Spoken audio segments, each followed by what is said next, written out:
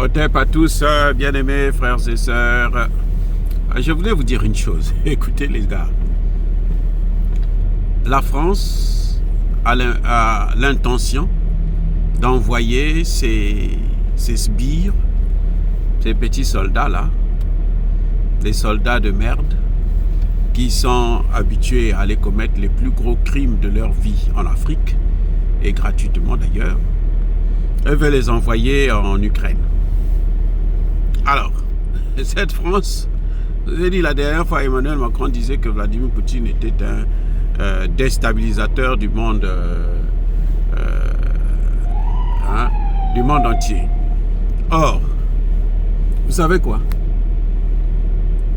19 pays en 1999 de l'OTAN ont attaqué la Serbie. 19 pays de l'OTAN, y compris la France.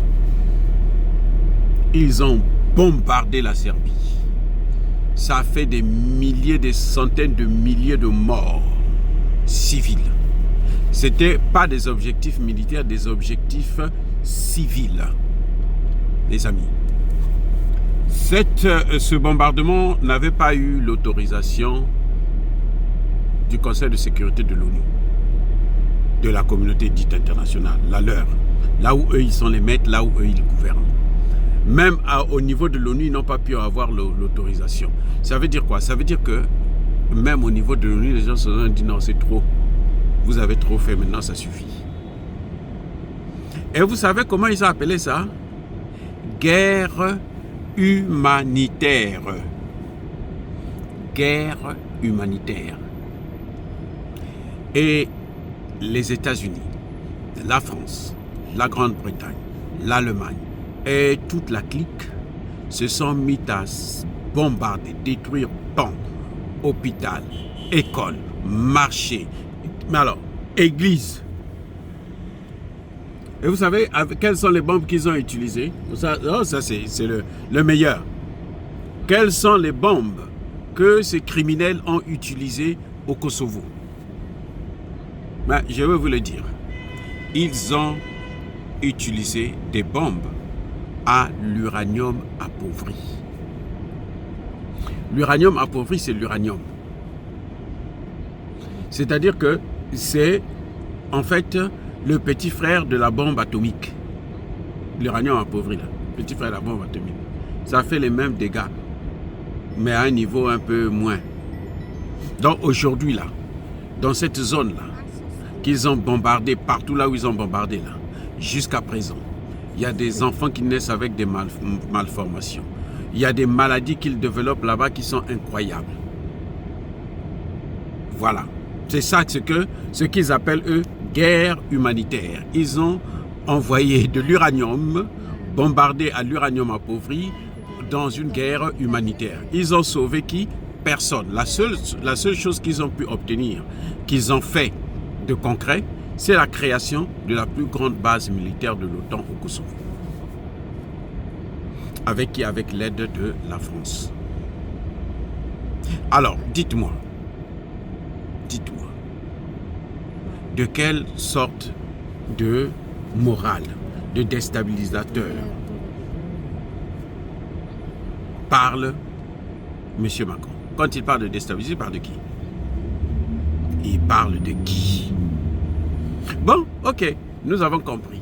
Maintenant, il n'a qu'à envoyer, puisqu'il a dit qu'il veut envoyer, c'est pas la première fois, c'est la deuxième fois qu'il dit qu'il va envoyer ses soldats en Ukraine. Alors, il n'a qu'à les envoyer, faire la guerre.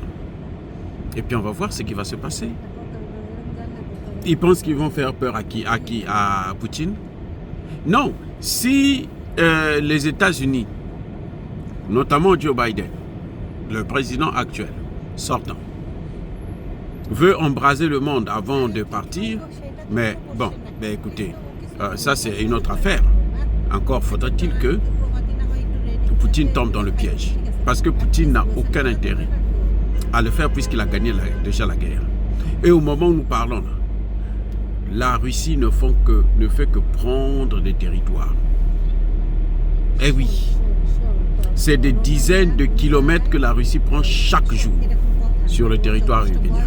Et plus ils vont attendre, plus ils vont faire ça, ils vont continuer à attendre, plus ce qui se passera, c'est que l'Ukraine sera morcelée.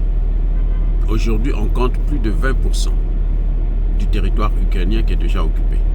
Et ça continue à